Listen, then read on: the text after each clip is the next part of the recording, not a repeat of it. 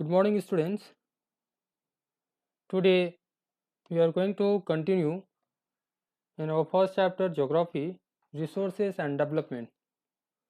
In previous classes, you learn about what are resources, the types of resources, and the classification of resources. Today we are going to discuss about development of resources and resource conservation and resource planning. So let's start today's class. Okay. So here is the development of resources. बच्चे हम संसाधनों का विकास कैसे कर सकते हैं या संसाधनों का विकास किस तरीके से होता है इसके बारे में हम जानेंगे.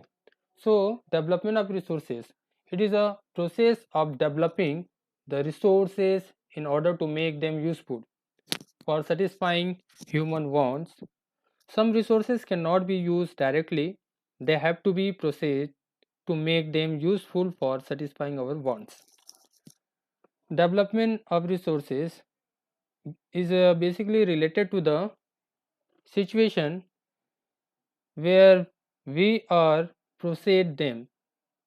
Okay, तो संसाधनों का विकास हमको करने की ज़रूरत पड़ती है क्योंकि कुछ संसाधन ऐसे होते हैं जो कि डायरेक्टली यूज़ नहीं होते, उसको ह्यूमन एफर्ट्स या टेक्नोलॉजी के माध्यम से हम उसको क्या करते हैं, यूज़फुल बनाते हैं.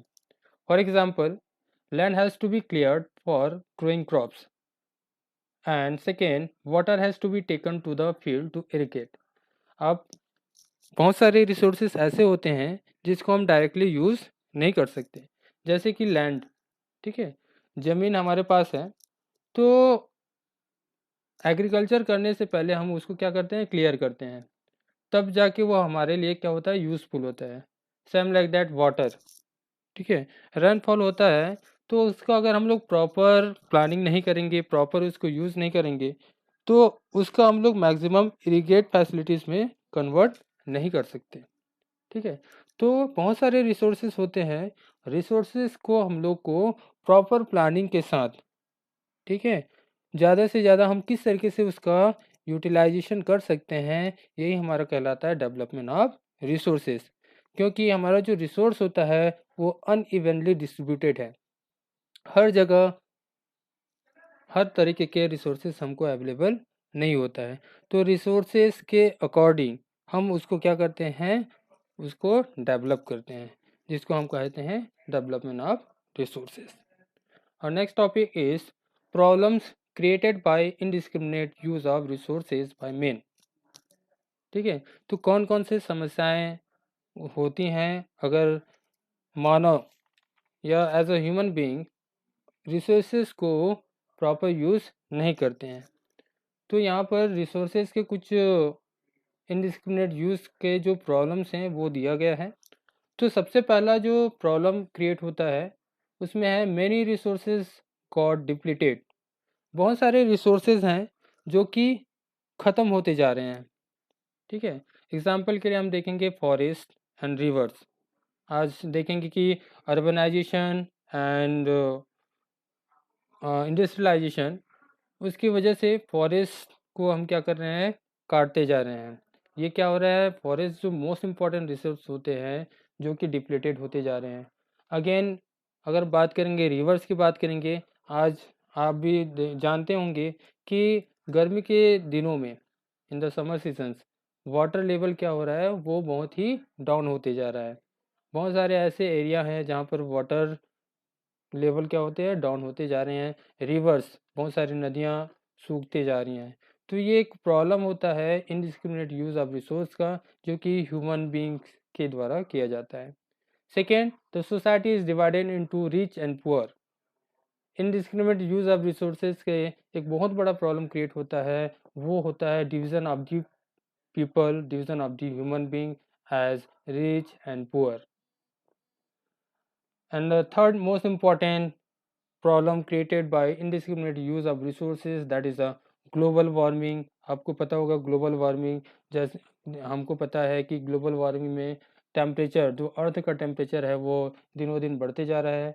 The depletion of ozone layer जो कि मोस्ट इम्पॉर्टेंट एटमॉस्फेरिक लेयर है, जो कि अल्ट्रा वायलेट रेज जो सन से निकलता है उससे हमको प्रोटेक्ट करता है, वो भी क्या हो रहा है, डिप्लीशन होते जा रहा है, घटते जा रहा है। Environmental degradation, pollution, climatic change, this all are the problems created by the indiscriminate use of resources by man. इसीलिए हमको रिसोर्सेज का प्रॉपर प्लानिंग के साथ यूटिलाइजेशन करना चाहिए और इस तरीके से इस प्रॉब्लम को हम लोग सॉर्ट आउट कर सकते हैं। Okay, next topic, that is a major problem with natural resources conservation. अब सिंपल सी बात है, ये जो सारी समस्याएं होती हैं वो उसका बहुत बड़ा रीज़न ये है कि हम रिसोर्स का कंजर्वेशन करना नहीं जानते हैं या हम रिसोर्स का कंजर्वेशन करना नहीं चाहते हैं। ये भी एक बहुत बड़ा प्रॉब्लम है, बहुत बड़ी समस्या है, जिससे कि हम इतने सारी समस्याएं फेस करते हैं।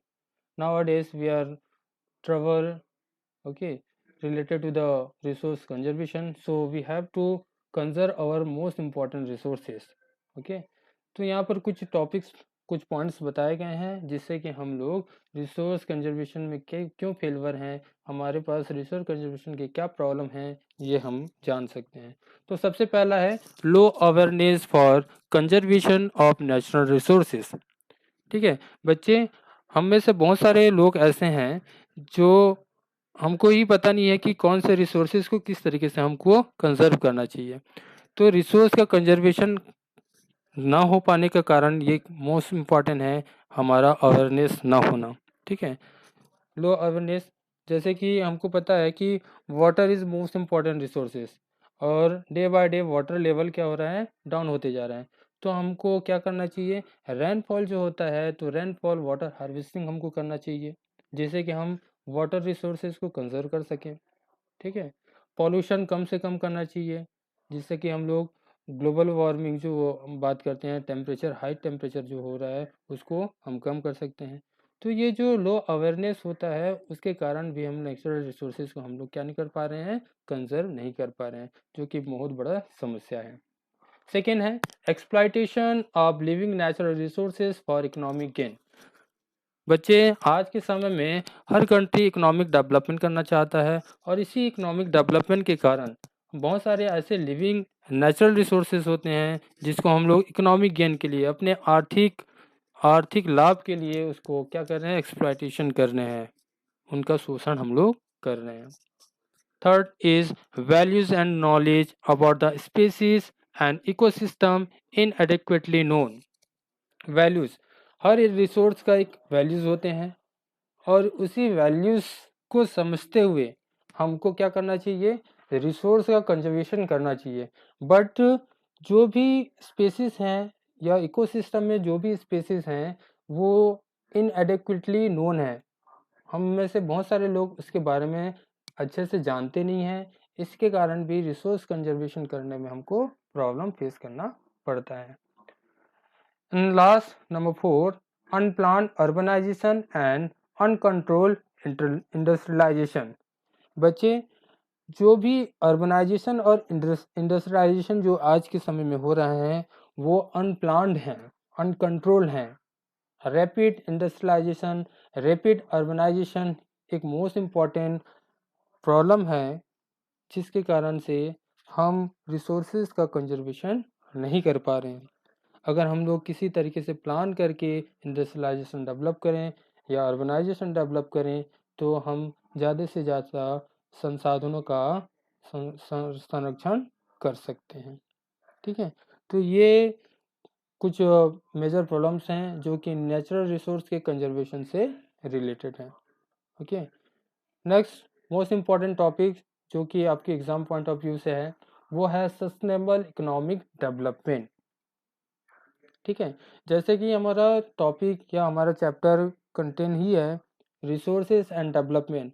बच्चों, हम रिसोर्स को डेवलपमेंट के रेफरेंस के अकॉर्डिंग पढ़ रहे हैं, तो यहाँ पर सस्टेनेबल डेवलपमेंट या सस्टेनेबल इकोनॉमिक डेवलपमेंट का मतलब क्या होता है, सतत विकास या सतत आर्थिक विकास।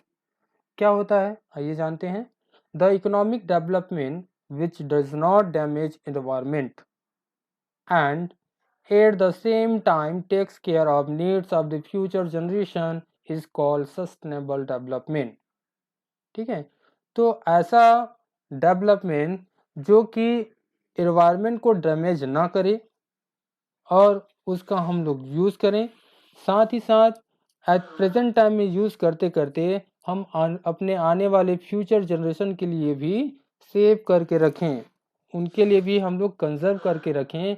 तो ऐसे डेवलपमेंट को हम क्या कहते हैं? सस्टेनेबल इकोनॉमिक डेवलपमेंट कहते हैं।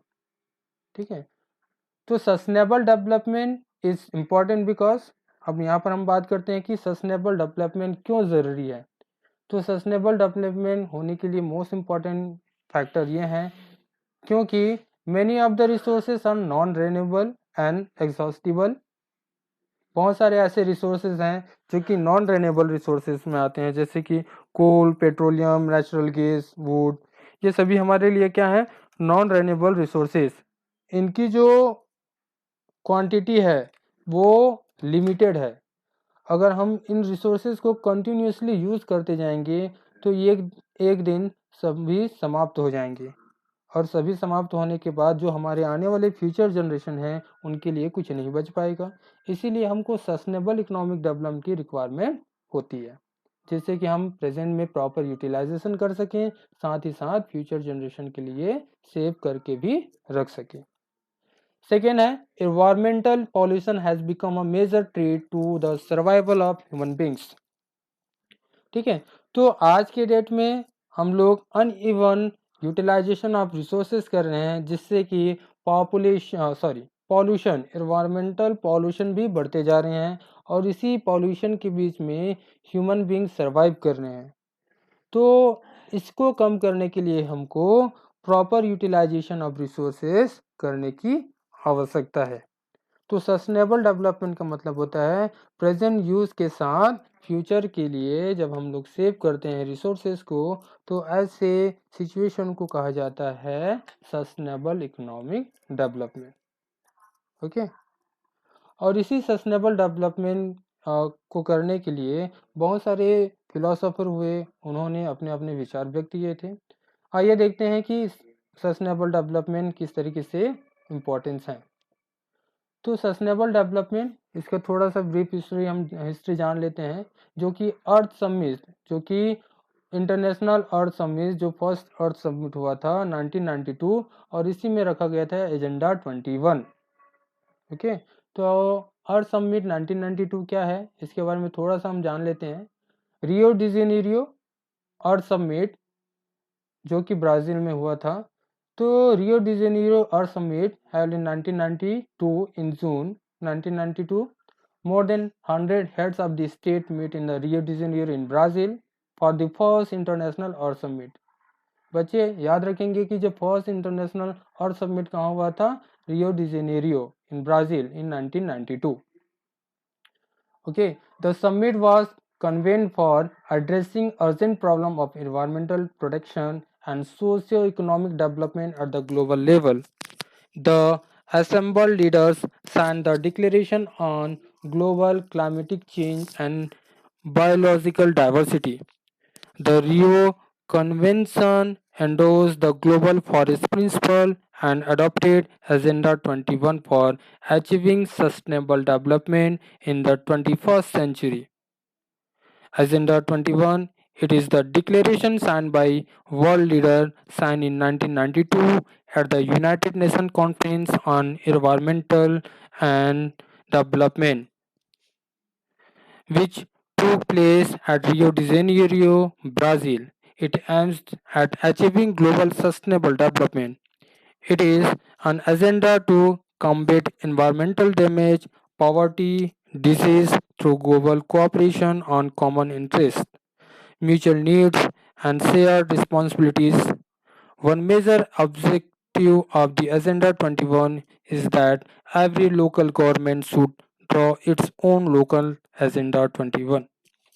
तो बच्चों, ये जो एजेंडा 21 था या अर्थ समिट 1992 था, ये बेसिकली जो इन्वायरमेंटल प्रॉब्लम्स हो रहे थे, इन्वायरमेंटल अगर हम बात करेंगे, पॉल्यूशन की बात करेंगे या डेग्रेडेशन की बात करेंगे, ठीक है।